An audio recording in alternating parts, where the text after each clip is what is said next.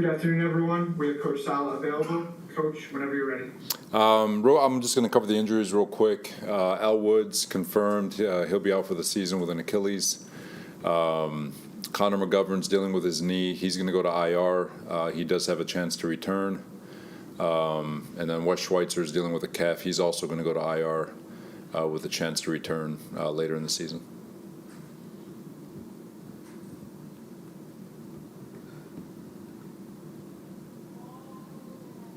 Robert, do you have any optimism about Joe Tippmann possibly returning this week? We'll see. We do got the extra day with Monday Night Football, so it's going to be a little bit. We're just going to see how he progresses over the next couple of days. With Connor and his knee, is that a dislocated knee? There was a report that I think it said dislocation. So I don't got the specific details on that one. I just know that it's it's an IR and he'll be with a chance to come back. So no surgery is what you're saying. I believe that as of now he doesn't need it. I think we're going to try to get it rehab and get it strengthened for the back half of the season. But it may be something that he has to get as we progress. So he's not out of the woods, but let's just say it was best case scenario based on what we thought on the field. So. What's the latest with Dwayne? You're down a lot of O-linemen. What's the latest with Dwayne Brown? We'll talk more on whether or not we're going to open up his practice window over the next couple of days. Like I said, we've got the extra day, so we're going to utilize it in terms of just taking our time. With Dwayne, Robert, once the practice window activated, he's going to need a little time to practice, I would assume, before he can be activated for a game because he missed a lot of training camp. He hasn't had a lot of time. Yeah, we'll see how he looks. I know Dwayne works as hard as anybody in football, and I wouldn't be surprised if he's ready to go from day one. But we're going to give him ample time to ramp up, and we're going to trust him and his communication and letting us know when he's ready to roll. And when he says he's ready to roll, we'll roll. Robert, do you guys look at Xavier as an option at center moving forward, or do you guys have to go out and get somebody? What's kind of the game plan for that right now for you? Right now we have who we have. X is obviously he's definitely going to be an option. Once the smoke clears, dust settles, we add people back to the offensive line room. Again, that's some good conversation for you guys to have with Joe tomorrow. But once everything settles down, thankfully, like I said, we got the extra day. We'll have time to sort it all out. How tough is it for the offense to build the continuity and get to the level where you want to be when you're playing musical linemen, basically? No, it's really tough, because everything starts up front. You guys, from a protection standpoint and how creative you can get offensively starts with your ability to protect the quarterback. And the longer you can protect them, the more creative you can get in route design, and the better the run game works and all of it. And so, we feel good about the 5 guys we have every time we step on the field.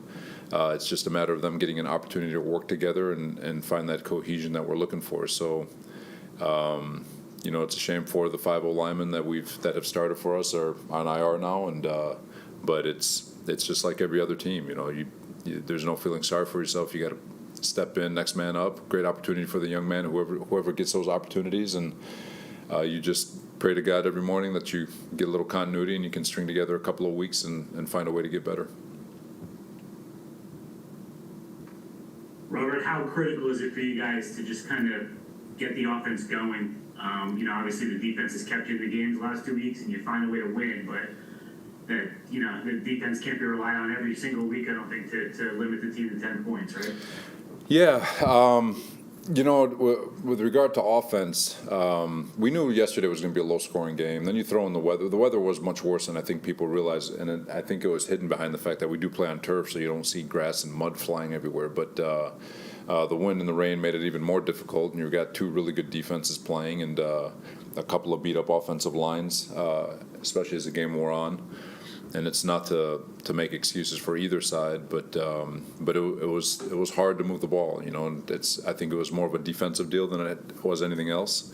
But at the same time, we've from an offensive standpoint, everyone knows the deal. You still got to score points in this league, but But the positive thing is that I know we'll be in every game. You know, we're going to fight our tails off. Our defense, our special teams, our kicking game, our run game, all of it's going to tie together. And you know, like I said, everyone can point at reasons why things aren't clicking the way they are, but you know, it's a collective effort, and but I've got unwavering faith. You know, they're working hard, they're putting it together, and you know, eventually things are going to click, and it's going to look pretty cool.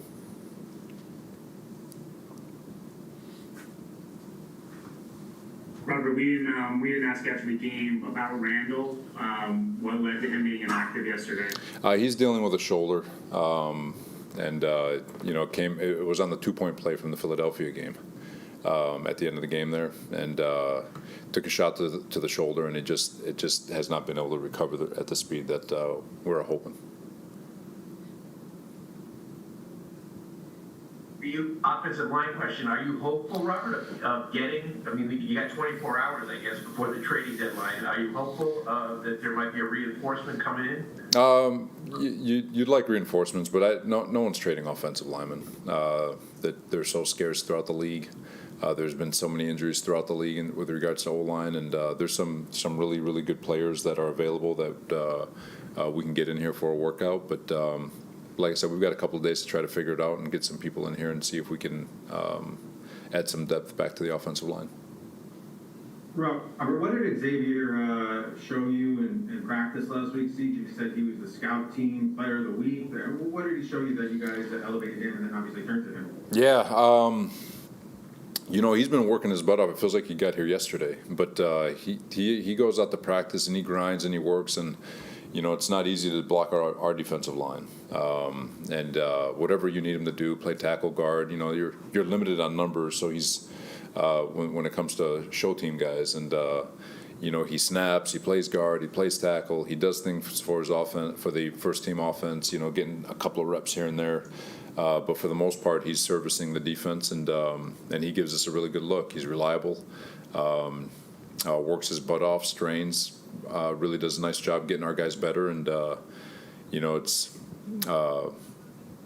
amazing. He goes from scout team player of the week to hey, you're up, to oh, look, you're starting at guard, and now you're taking your first snap at center in an NFL game with a 0 nose sitting right on top of you. Credit to him, he didn't waver even after the initial fumble. He didn't flinch, and thought he did a really nice job. Isn't it kind of amazing, Robert? Like, you guys spend all this time plotting, right? Like what the team's going to look like, and it's from, you know, March, April, OTAs, training camp. We talk about all this stuff, and then a guy who got here yesterday basically ends up playing a key role in the game. Yeah, no, that's part of it. That's why, you know, like I always say that the difference between A and Z is opportunity, right? And you know, there's things that he could have done better, obviously, but just really cool that he was able to step in and do what he did. It's a tall ask. It's a hard ask, and I thought it was admirable, you know. And but that's his game, and it's you know, it doesn't always work out in the positive way. Sometimes it's an absolute disaster.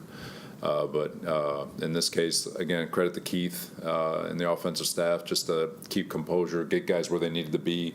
Billy Turner having the versatility to go play guard in a pinch, where he's normally a tackle. You know, don't forget that one. And you know, so I just overall just the O-line and having an understanding globally of all 5 positions by all those guys to be able to go and execute and perform, especially, you know, in that fourth quarter where I felt like we were able to give the quarterback just enough time to make a couple of plays. And you know, so again, really cool. I thought it was really good from our offensive line. Did a couple more, coach? Did Newman snap during, like, while he was working with the scout team? Did you guys even know he could do that? Yeah, no, we knew, which is a big reason why we had him as the practice squad call-up, is because when Tipman's gone, now you need someone who can snap. And but he's never done it in a game. It's just he can snap. And so, you know, we had our choices of guys to call up. He you know, there's guys who have been here much longer than he has, but he could snap. And you always want to have 3 centers. Rule of thumb, you never want 2 injuries to take you out of a personnel grouping, and if he wasn't up, I don't know how you play football at that point, but again, credit to him. He had himself prepared, and look, it's not easy. You got Dexter Lawrence and Leonard Williams sitting over top of you, and it's your first game ever snapping. That is not easy, and I thought he did a really nice job. What are these next 24 hours? What are these next 24 hours like for you, Robert? Do you check in with Joe? Does he come to you and say, "Hey, this might happen," or what's kind of this before the deadline? What's it like? Yeah, well, we'll meet. We'll talk about some things. He knows exactly where we are. We communicate what we need. Obviously, the injuries that makes it obvious on where the immediate needs are, and if something pops up, he'll get with us and ask us to watch some tape and on a certain guy or get our opinion. And if something really heats up, obviously he's always in constant communication, which is nice. But for us, we're in between. We're trying to. Thank God we got the extra day with the Monday night game, but we're grinding on the Chargers game and trying to figure that out, and obviously keeping ourselves free for Joe and his staff if something pops up. Robert, Thomas Morrison has become something of like a cult hero around here. How cool is it to see him kind of have this moment? Just getting emotional yesterday. It's pretty rare that after a win, I feel like a punter's going to be at the podium, but he earned that on. So like, how's it been like seeing him have this moment? No, he's been awesome, man. He's obviously a veteran, been in the league a very long time, been in a couple of different buildings, and I think he expresses so much gratitude, and I don't know. Sometimes you wonder if he's players just kind of brown nosing or not, but he's not. He genuinely loves this locker room. He loves his teammates. He loves and he's been around some really good ones, being in New Orleans for so long, and he just feels like his teammates here and the way things are done in that locker room, it's done right, and when you're surrounded by like individuals, you tend to kind of gravitate and love that person you're next to, and there's a lot of people like-minded as him in terms of just the work ethic and the understanding of what it takes to win and be a great professional, and I think that's what's great about our locker room, and I think that's why you see them always in the fight and never quitting and never wavering. It's got tremendous character, and I've said it to you guys before, character wins in the fourth quarter, not talent, and as long as we can continue to play with the standard at which we do, we'll always give ourselves a chance. Robert, just one more on Last David. one here. If I can go back to him, just how impressive was his handling of the mechanics on the spike play? And there's really no margin for error there. So for a guy who hasn't snapped, to even just know the rules and what has to happen there, that had to be pretty impressive. No, so it's something we work on every week, especially after the Denver debacle, right? Right before that, there was just a reminder and just going over the rules and what needs to get done, and to credit to him and the urgency of the whole operation. Credit to Lazard to stay right where he was and to set the ball. Credit to Newman to sprint his butt down, grab the ball, look for the side judge, just put the ball down for the ref so he could tap it, which saves us about a half a second to a second. To Zach and everyone just getting their feet in the ground and spiking the ball, and to the clock operator for having a quick trigger. So just all of it was perfectly executed. That teach tape will be that clip will be on the teach tape for many teams around the league, and it'll be a teach tape clip for at least for our offense or for a lot of coaches for many, many years, because you can't execute it any better. Thank you, everyone. All right. Thank you, Coach. Thanks, guys.